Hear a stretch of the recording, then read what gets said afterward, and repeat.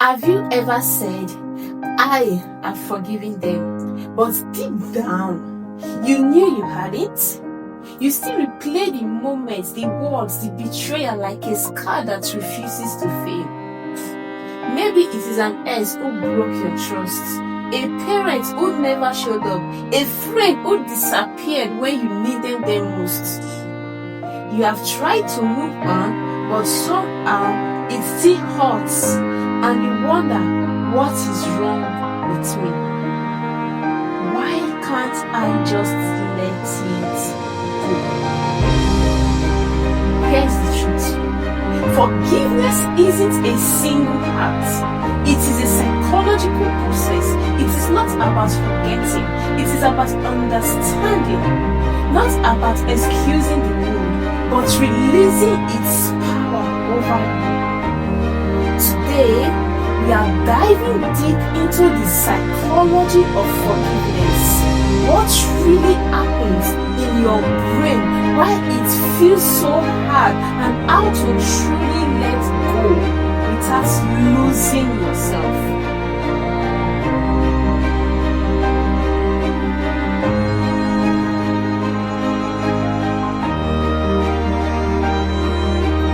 Let's start with something honest. Forgiveness doesn't come naturally. Your brain is wired for survival, not serenity. When someone hurts you, your amygdala, the emotional alarm system in your brain, lights up like a fire alarm. It screams danger. Remember this. Don't let it happen again. That is why your mind replays the pain over and over. It is not being cruel. It is trying to protect you. But here is where it gets tricky. The same memory meant to protect you keeps you stuck in pain. You start living in emotional debt, spending all your energy remembering what happened, guiding against what might happen again. And eventually, the brain confuses healing with forgetting. It tells you that if you forgive, you will get hurt again. Neuroscientists found that chronic resentment activates the same stress responses as physical danger. Your cortisol spikes, your immune system weakens, your body literally keeps the score. So while you are holding on to protect yourself, your mind and body are quietly breaking down. Forgiveness isn't weakness. It is nervous system regulation. It is a biological act of freeing your body from the trauma loop. When you forgive, your brain releases serotonin and oxytocin, the same chemicals linked to calm, empathy, and connection. Forgiveness doesn't make you naive, it makes you free. Let's destroy one of the biggest lies society ever told you. Forgive and forget. That phrase has damaged more people than it is healed.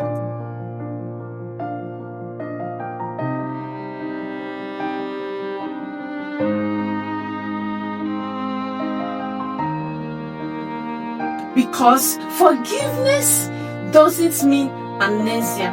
It means emotional release with awareness intact. Think of it like this. Imagine your heart as a wound. Forgiveness doesn't erase the scar. It cleans it, closes it, heals it. You remember what caught you, but it no longer bleeds when touched. Forgiveness isn't pretending nothing happened. It is acknowledging what happened and deciding you deserve peace anyway. You can forgive and still set boundaries. You can forgive and still walk away. You can forgive and never speak to that person again. Forgiveness is eternal. Reconciliation is external. They are not the same. Researchers in emotional therapy often describe forgiveness as a process, not a decision. Let's walk through the 4 psychological stages of forgiveness. 1. Uncovering the pain. This is the hardest part, facing the full reality of what happened. You can't heal what you refuse to feel. Write about it, talk about it, name it. You are not weak for admitting it's hurt. You are human. Stage 2, deciding to release. This is where power shifts. You realize that holding on doesn't punish them, it punishes you. Forgiveness starts the moment you say, I am tired of being tied to this. Stage 3, reframing the story.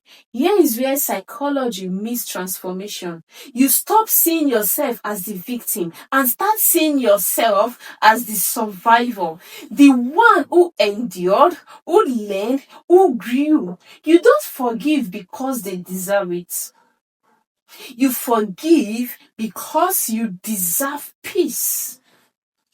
Stage 4, releasing and reclaiming. Forgiveness isn't forgetting, it is integration. You take back the part of yourself that pain stole. Your trust, your joy, your light.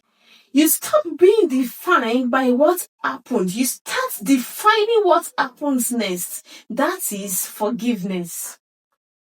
Now, let's talk about the most difficult person to forgive: yourself. The brain handles self blame differently.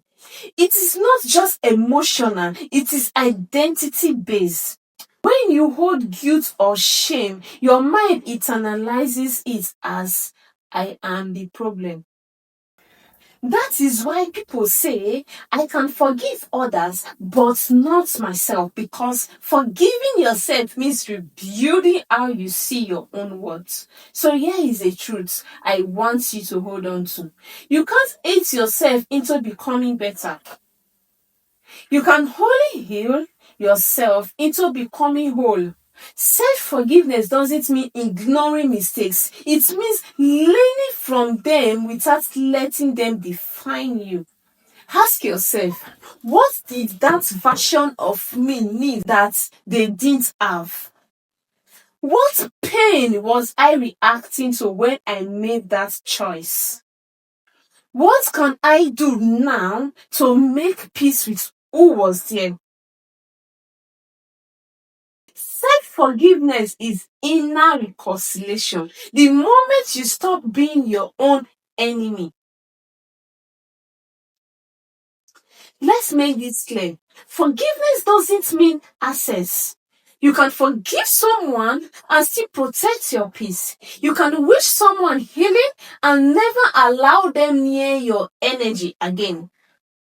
Boundaries are not barriers, they are filters. They separate what is healthy for you from what is harmful. Forgiveness says, I release the poison.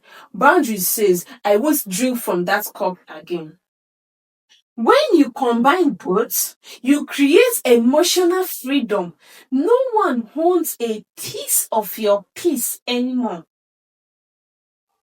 There is also a deeply spiritual side to forgiveness.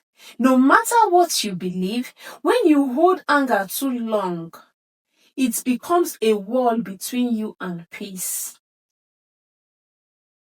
But when you forgive, you open space for new love, for new beginnings, for a new story. It is not about letting someone off the hook. It is about unhooking yourself.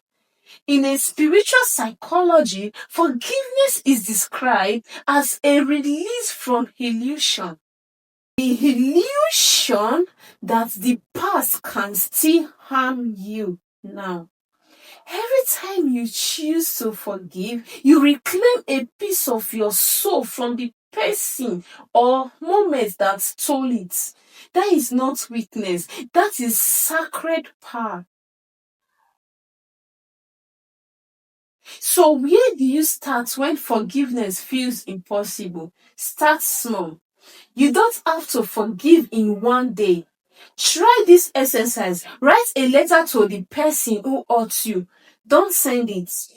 Just write it. Say everything you have wanted to say. Scream on the page if you need to. Then end the letter with, "You no longer have power over me. I release you. I release this pain." Burn it, tear it, bury it. Symbolically or literally, let your body feel the release. And when guilt creeps in, remind yourself forgiveness is not a gift you give them. It is a gift you give yourself again and again until it sticks. Lasting forgiveness doesn't mean the pain vanishes overnight. It means the pain stops defining your days. Psychologists call this emotional extinction. Every time you remember the hurt but chose peace over bitterness, the brain rewires, new neural pathway form, old ones weaken. You are literally teaching your mind to live without the wound. That is the science of peace repetition. Every day you practice releasing until one morning you wake up and realize the pain doesn't stick anymore. It is just a story you once survived. Forgiveness doesn't change the past, it changes your relationship with the past. It says, I can hold the memory without holding the bitterness. I can keep the lesson without keeping the pain. You are not weak for forgiving. You are wise for refusing to let the wound write your future. Forgiveness is the ultimate form of self-respect because peace is not something others give you. It is something you decide you deserve. So let me ask you, who or what do you need to release tonight? Maybe it is not even a person. Maybe it is yourself. Maybe it is the version of you that didn't know better. The one who stayed too long, tried too hard, or trusted too soon. Forgive them. Not because they were right, but because you deserve to be free.